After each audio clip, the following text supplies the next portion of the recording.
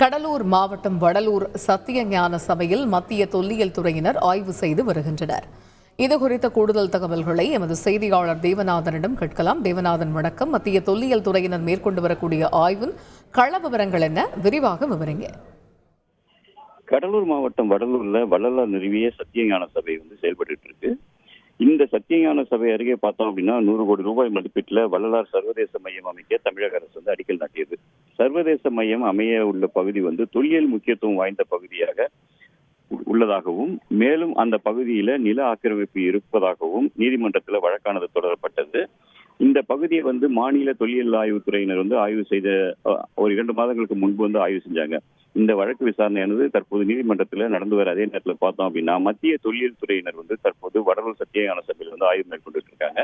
மத்திய தொல்லியல் துறையை சேர்ந்த வெற்றி செல்வி மற்றும் ரமேஷ் ஆகிய 2 பேர் வடலூர் சத்தியஞான சபை மற்றும் சர்வதேச மையம் உள்ள பகுதிகளில் தங்களுடைய ஆய்வு பண்ணிட்டு இருக்காங்க. இந்த ஆய்வு குறித்து கோவில் நிர்வாகத்திற்கு எந்த ஒரு தகவலும் தெரிவிக்கப்படவில்லை என்பது கோவில் நிர்வாகத்துடைய கருத்தா இருக்குது. அதே நேரத்தில் பார்த்தோம் அப்படின்னா இந்த பகுதியில், அதாவது இந்த சத்தியஞான சபையை அமையறதுக்கு 106.4 ஏக்கர் நிலத்தை வள்ளலாருக்கு அப்பகுதி மக்கள் தானமாக கொடுத்ததாக சொல்லும் நிலையில அதுல 26 ஏக்கர் நிலம் ஆக்கிரமிப்பு செய்யப்பட்டுள்ளதாகவும் அந்த வழக்குல தெரிவிக்கப்பட்டுள்ளதால இந்த 26 ஏக்கர் நிலத்தை மீட்பதற்கு சென்னை உயர்நீதிமன்றம் கடலூர் மாவட்ட ஆட்சியருக்கு ஒரு உத்தரவு பிறப்பிச்சாங்க.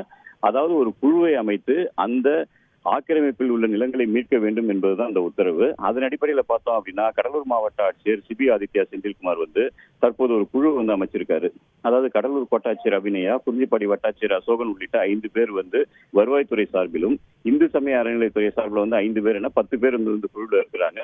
இவர்கள் வள்ளலார் நிறுவிய சத்தியஞான சபையை சுற்றியுள்ள பகுதிகளில் அந்த ஆக்கிரமிப்புகள் எல்லாம் எங்கெங்க இருக்குது அப்படின்னு சொல்லி கண்டறிஞ்சு அதற்கான அறிக்கையை மாவட்ட நிர்வாகத்திடம் சமர்ப்பிக்க உள்ளாங்க. அந்த அறிக்கையின் அடிப்படையில அந்த ஆக்கிரமிப்புகள் அகற்றப்பட இருக்குது. மேலும் இந்த அறிக்கையும் அந்த ஆக்கிரமிப்புகள் அகற்றப்பட்ட விவரமும் விரைவில் நீதிமன்றத்தில் தெரிவிக்கப்படும் சொல்லிட்டு மாவட்ட நிர்வாகத்தின் சார்பில் தெரிவிக்கப்பட்டிருக்கு. தகவல்களுக்கு நன்றி தேவநாதன்.